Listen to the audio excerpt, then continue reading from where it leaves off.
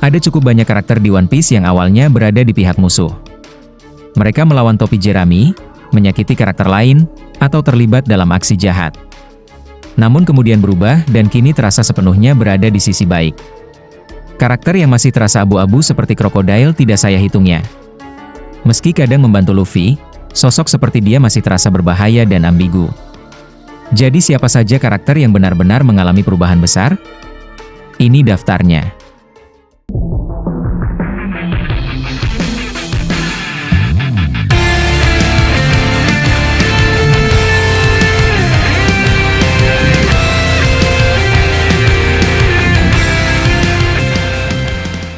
1. Nefertari Vivi. Saat pertama muncul sebagai Miss Wednesday, Vivi benar-benar terasa seperti antagonis biasa. Dia ikut mencoba membunuh Labuan dan sempat melawan Zoro bersama para bounty hunter Baroque Works di Whiskey Peak. Namun kemudian terungkap bahwa ia sebenarnya adalah putri Arabasta yang menyusup ke Baroque Works demi menyelamatkan kerajaannya. Setelah identitas aslinya terbuka, Vivi sepenuhnya berkembang menjadi sosok baik dan sekutu yang sangat bisa diandalkan. Yang lucu, Eiichiro Oda ternyata awalnya tidak merencanakan Miss Wednesday sebagai putri kerajaan. Ia awalnya hanya agen Baroque Works biasa. Namun setelah Oda menggambar dirinya dengan rambut terurai, ia merasa desainnya mirip seorang putri. Dari situlah Vivi kemudian dihubungkan dengan Arabasta. Kalau terasa ada perbedaan kepribadian antara Miss Wednesday awal dengan Vivi yang kita kenal sekarang, itu salah satu alasannya. 2. Nico Robin. Semasa menjadi Miss All Sunday, Robin memang kadang diam-diam membantu Luffy, seperti saat menyelamatkannya setelah kalah dari Crocodile. Namun tetap saja, saat itu dia berada di pihak musuh dan melawan banyak karakter baik, termasuk Tashigi serta Pell. Baru setelah Arabasta Arc berakhir Robin bergabung dengan topi jerami. Meski begitu, terasa kalau hati Robin benar-benar mantap bersama kru ini setelah peristiwa Enies Lobby. Momen, aku ingin hidup, benar-benar menjadi titik perubahan besarnya. 3. Mr. Two Bone Clay. Yang menarik dari Bone Clay adalah dia cepat sekali terasa cocok dengan topi jerami. Bahkan dalam pertemuan pertamanya dengan Luffy dan kawan-kawan, chemistry konyol dan eksentriknya langsung terasa nyambung dengan kru ini. Padahal, sebagai Mr. Two Bone Clay, dia termasuk sosok yang membantu memperkeruh perang saudara Arabasta. Dia juga sempat bertarung serius melawan Sanji.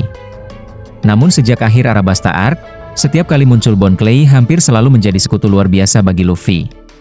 Pengorbanannya di Impel Down bahkan membuatnya menjadi salah satu karakter paling dicintai fans.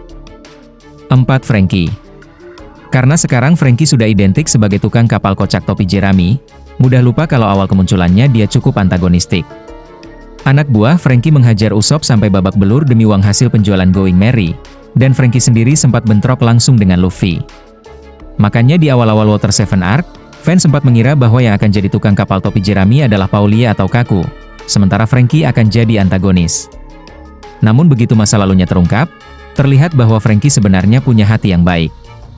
Setelah Enies Lobby, dia pun resmi menjadi bagian keluarga topi jerami. 5. Charlotte Pudding. Awalnya, Pudding benar-benar berniat mengkhianati Sanji. Momen Sanji mendengar niat asli Pudding pun terasa cukup menyakitkan.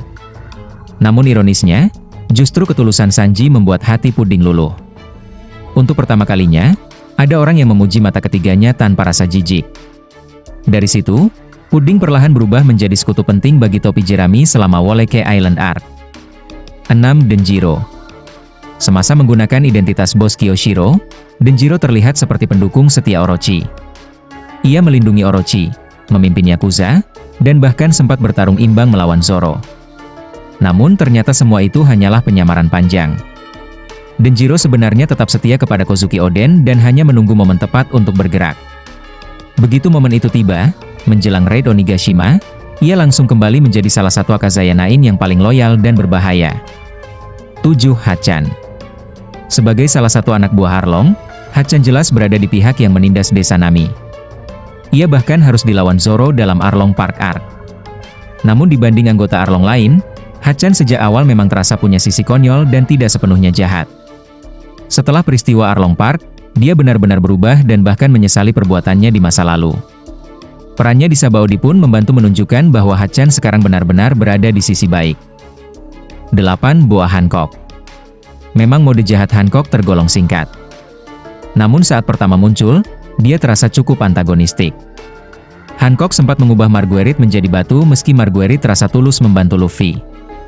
Ia juga membuat Luffy harus menghadapi Sandersonia dan Marigold di arena pertarungan. Namun ketulusan Luffy, terutama saat ia memilih melindungi rahasia para saudari Hancock dibanding memanfaatkan kemenangan, membuat Hancock luluh total. Setelah itu, Hancock praktis menjadi salah satu sekutu terbesar Luffy. Walau sifat angkuh dan dramatisnya tetap tidak hilang. Itulah karakter One Piece yang tadinya penjahat, tapi jadi baik. Menurutmu ada lagi karakter penjahat jadi baik yang terlewatkan? Coba komen.